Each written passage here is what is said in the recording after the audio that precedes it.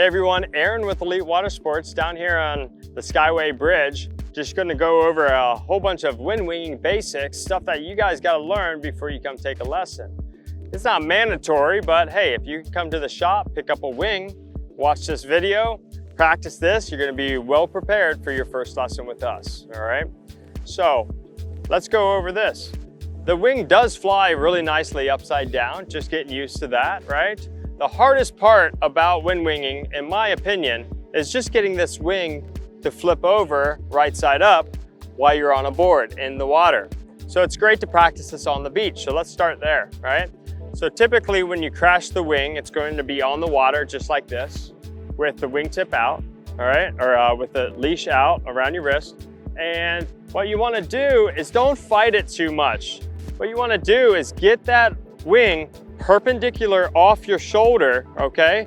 And let wind get underneath it to help you flip it over. If you're muscling it, you're doing it wrong. So we lift the front leading edge, let it fly, but quickly as it flips over, we gotta get to that center point. So practicing what I just did is crucial, all right? Remember, if you're fighting it, you're doing it wrong, all right? Let's think about it. Wind's gonna go underneath the leading edge. It flips it over. As it flips over, get to that front handle, okay? If I don't do that, it's just gonna flip over and over and over again, all right? Key points that I see people do wrong, they understand the basics of getting the wind underneath the wing, but a lot of times the wind is not perpendicular to them. They're offset, they're trying to do this, and now they're fighting the wind, okay? So you have to understand in this situation, the wind is going this way. I need that wingtip perpendicular to me, let the wind underneath the leading edge, and you can see it wants to fly in this upright position. All right, after that, we want to practice on the beach with this. We'll lift it up, just stand up. Nice grip on that front leading edge, all right? Nice handle right here so you don't scuff your, and padding so you don't scuff your knuckles. And then what you want to do is progressively get onto this front handle, okay? Some people will ride like this or walk around just like this, just kind of preparing themselves for the amount of power that the sail can generate. As you progress and feel more comfortable, have your hand in the front handle and the back handle, okay? As you shift your hands further back, you're going to increase the amount of power, all right? If you shift your hands forward on the handle, it'll be less power. Also, if you bring in your back hand, doing kind of a bicep curl, it'll pull more wind into your sail. That's called sheeting it in, trimming it in, multiple different terms there.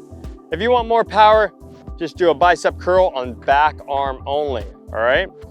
You can see that my front arm is really well extended, maybe a little bend in my arm, and that's allowing me to kind of have control of that leading edge, keeping it nice and high so I don't have the leading edge get underneath me and push me downwind. All right, so just learning how to fly the kite first, going to the handle, front handle to the handles, okay? Just practice that, nice and easy, and enjoying just having that little bit of power above you. All right, so our next level of learning, and what we've seen is, you know, if you have a windsurfing background, most windsurfers are going to be in the realm of pulling in, sheeting in, getting that power across the water, and then creating lift from the sail, okay? With wind winging, we want to learn to get lift first, then pull in the direction that we want to go. If you're looking to get pull in the direction you want to travel, what ends up happening, wingtip goes down, and you'll have this situation over and over and over again. We have to set expectations that if it's not windy enough, don't find yourself in the temptation of pulling that kite down in front of you so you're just getting pull across the water. You want lift first, then pull. Ease into it as you build speed on your board. Wingtip over, get to that middle edge, leading edge, boom, sail's ready to fly again. Walk your hands over, and next step is getting that lift, then a little bit of pull, and then walking with the sail.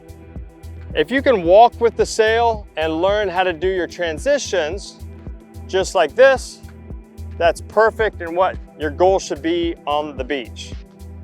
These would be jibes, considered jibes, where my back is to the wind the whole entire time. You can see my hands can be either way. They don't have to be on top, knuckles on top. You can switch them up whether or not your arms are getting tired, okay? So switching your grip on the handles will help reduce that fatigue. All right, and then once you feel a little bit more comfortable, you can get into tacks. That's going to be facing into the breeze and switching over just like that, okay? So switching by looking into the breeze, grabbing the handle, bringing it out in front of you again after you get a little bit of lift and walking with it. Getting a little bit of wind turbulence from the vans. Not flying anymore. Let me get out into the breeze. Perfect. So this is the stuff that you want to practice before you come take your lesson. All right. Then as you want to get into a little bit more advanced stuff, you can start walking downwind as if you've done a transition and switched your feet on the board. Pulling in the sail, walking down, switching over to the next direction. All right, so key points, the hardest things to learn is when that sail is upside down and in the water and you're low to it, don't fight it. Let that wind get under that leading edge. Let it flip itself over. As it flips over, get those hands to the leading edge.